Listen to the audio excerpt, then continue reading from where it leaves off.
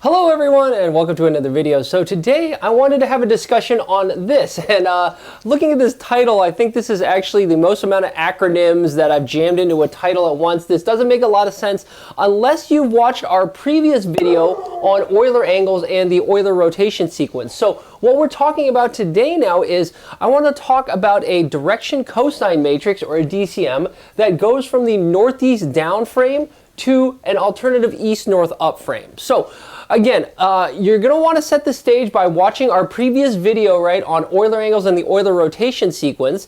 And if you watched that video, remember what we did in that video is we actually went ahead and developed a direction cosine matrix that went from, we called it a V frame, or a vehicle carried northeast down frame, to the body frame of the aircraft, right? And that rotation matrix was given by this 3x3 matrix here. It's kind of ugly, right? It's the product of three unitary rotation matrices about the Z, Y, and then X axis respectively, in that orientation and in that order, right? That's what this DCM was, okay? Now, what I want to talk about today is we need to be a little bit more specific. This V that we had earlier, maybe what we should do is we should change this. This really was going from the northeast down frame, right, to the body frame. Now, the reason I want to make that distinction right now is because this is usually, the traditional DCM that you're going to see, or the direction cosine matrix that you're going to see in a lot of aerospace systems. It's going to start from a northeast down frame and then rotate to the vehicle's body frame. Now, there may be alternative frames that might come into play here. For example, instead of looking at a northeast down frame, some people like to look at an east-north up frame. And if you think about that, that's really, it's exactly the same frame. It's just the order of what is in the X position, the Y position, and the Z position. That's the only difference. Really, they're still describing the same orientation. The ordering is just a little bit different. So to illustrate that, in fact, maybe the easiest thing to do is I've got myself a little 3-axis system, right? So this is a right-handed coordinate system. I've got red, green, blue, right, which is supposed to be an X, Y, and a Z axis respectively. So RGB or XYZ. You've got some right-handed frame here, okay? Now, at my house, actually, interestingly, north is into the board. It's directly that way. So north is this way, east is that way, right? And obviously up is up and down is down towards the floor, okay? So earlier, we dealt with a northeast down frame, meaning the x-axis of the frame, the red axis, was pointed north. The y-axis, or the green one, is pointed east, and the z-axis is pointed down. So in this picture, this is the blue set of axes that I've drawn here. So this is sort of the rear view of it, so you can kind of see. Here's what it looks like, right? The red is going into the board. Yeah, the blue one right here, right? This is going into the board, out to the east, and then down. So north, east, down, or X, Y, Z, all right?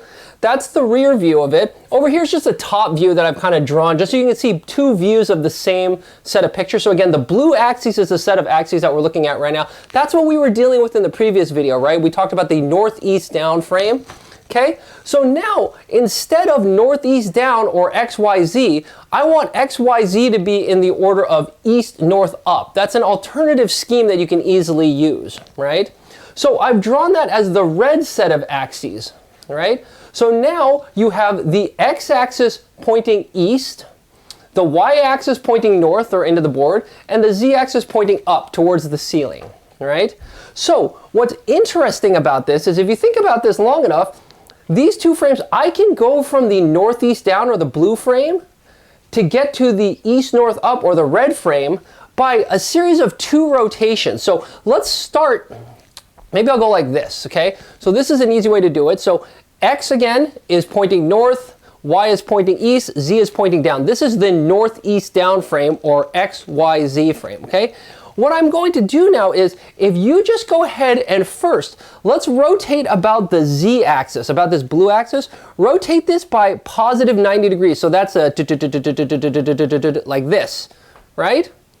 And now, if I stay at this temporary frame here, and now I rotate about the subsequent y-axis, the x-axis right here, this red one, I rotate by this by positive 180 degrees. So again, I'm going to rotate in the positive direction like that. Now I have the x-axis pointing east, the y-axis is pointing north, and the z-axis pointing up. So this is actually really interesting. We basically see that we can go from the blue frame to the red frame through a series of 2 rotations. And again, I've just laid these out in 2 separate steps. So this first picture right here is going again from the blue frame, rotating about the z-axis by positive 90 degrees, and you get this green temporary frame. Okay, that's what I'm drawing here in green, both the top view and the rear view, but it's exactly what I just showed you, right? And we saw all that is, it's a rotation about the z-axis by positive 90 degrees.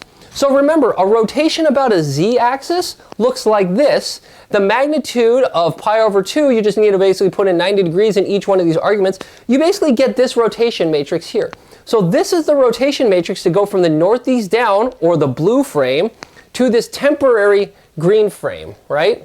And then we said the second rotation that you need to do is we need to now go from this green frame, right? We're going to start in this temporary frame, the green thing here.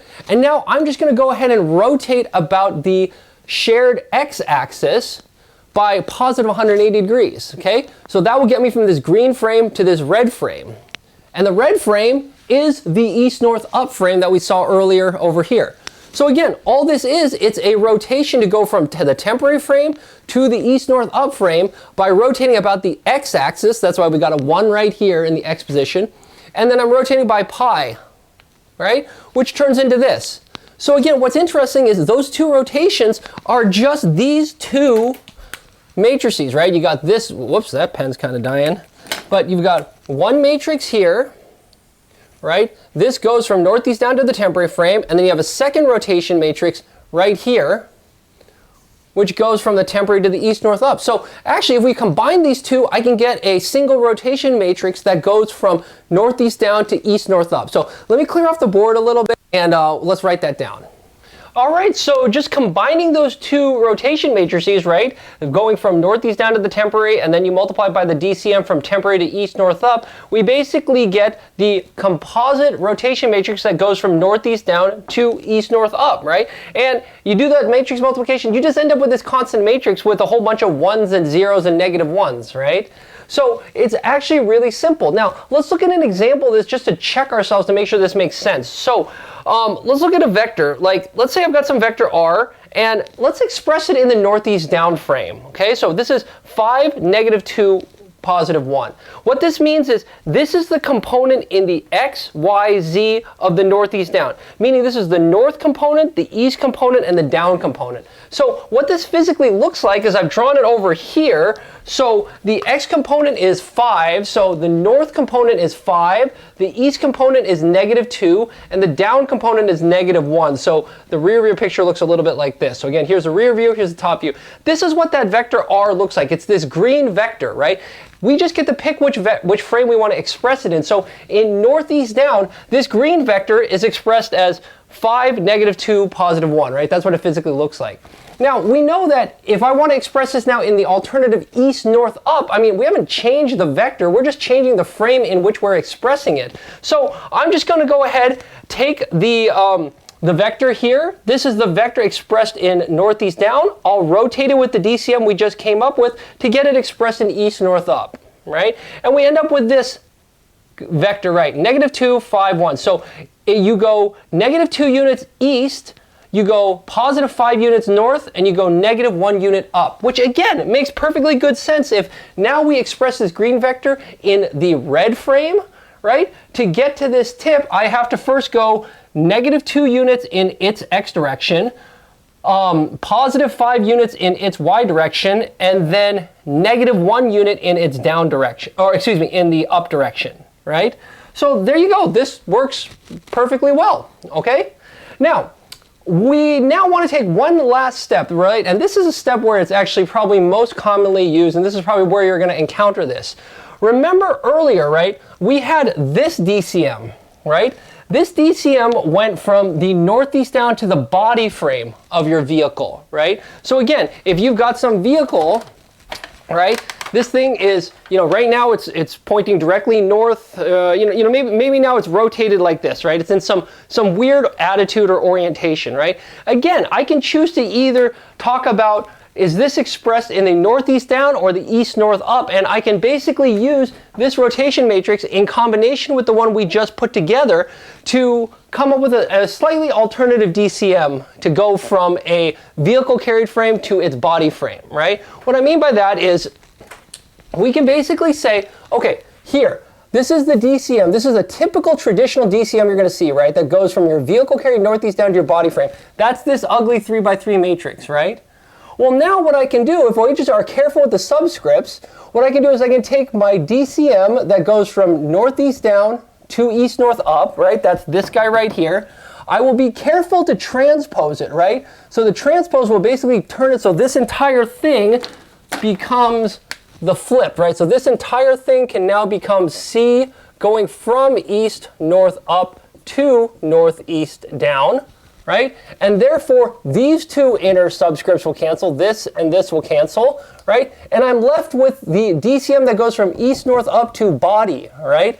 That's what is on the left-hand side of this equation. So really, it's just taking this 3x3 and multiplying by this transpose, right? And if you do that, you'll see you get this matrix, which is really, it's pretty much the same thing.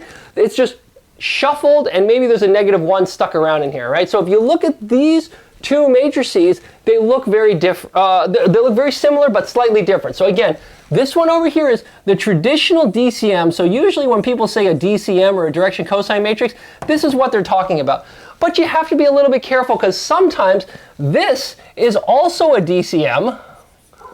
It's maybe just like an alternative version, right? Because this DCM goes from east north up to body. So if someone drops one of these DCMs in your lap, you just have to be careful about how it's used. In particular, remember in our previous video, right, we said if you have the traditional DCM that goes from northeast down to body, right, you can, if someone gives you that 3x3 matrix, you can do some math and manipulations to pull out the Euler angles, right? So that's what this is down here. Remember, we had these three equations from our previous video. So if I want the bank angle phi, right, what I need to look at is the 2-3 entry. So this entry here and this entry, right? Because I think you can see that basically we end up with, what is this? If I do the y component, so I go C2-3 over C, am I pointing at the right thing? Yeah, 3-3, right? What is this? C2-3 is this, so this is cosine theta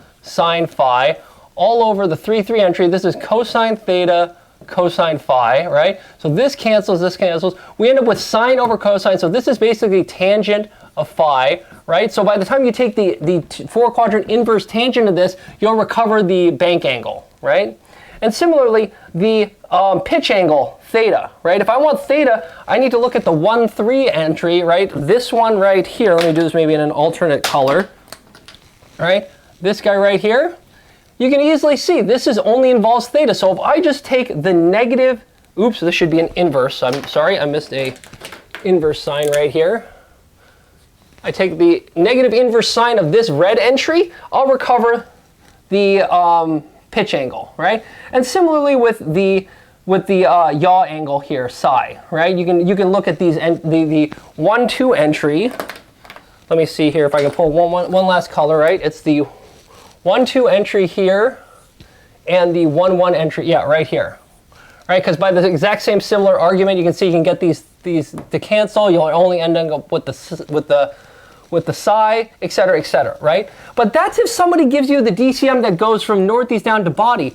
If your simulation instead involves DCMs that go from east north up to body, you can't use these equations any longer. You got to modify them ever so slightly, right? So for example, with the bank angle stays the same, right? So the bank angle, you still can use the 2-3 entry, right, which is this entry, and the 3-3 entry, which is this entry, right? You see, because these both, they're different, but both of these negatives will cancel each other. So you can still use this equation. This is the same, right? But now, if you are looking at this matrix and you want to recover the pitch angle, right?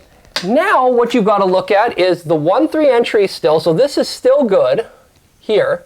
But notice how there's no negative sign any longer, right? These two differ ever so slightly in a negative sign. So instead, now, if you have this DCM, you got to take its 1, 3 entry, you got to go sign inverse, but put a positive sign here. So the red is how it differs from the previous set of equations, right? And then similarly for the yaw angle, right? If you look at it, these are ever so slightly different. We're still looking at the same entries. It's the 1, 3 entry and the 1, 2 entry. These two will still help you, but you got to be careful because look, the order is swapped, right? So you actually have to switch the order of these two when you're doing your inverse tangent. So again, it's just kind of interesting that depending on which DCM you have, you're just going to have to be careful about how it's used, right? So again, I apologize for jumping around a little bit on the board. If you want the lecture notes for this that has this all laid out, including the Mathematica code, right, please feel free to look at the description of this video. There's a link to a GitHub page where you can download all those notes and anything else that's associated with this lecture. So with that being said, I think this is probably a great spot to leave it. I hope you enjoyed the video, and if so, I also hope you'll consider subscribing to the channel. Remember, the new videos come out every Monday, so I hope we'll be able to catch you at a future discussion and we can all learn something new together. So until then, I think I'm going to sign off. Talk to you later. Bye.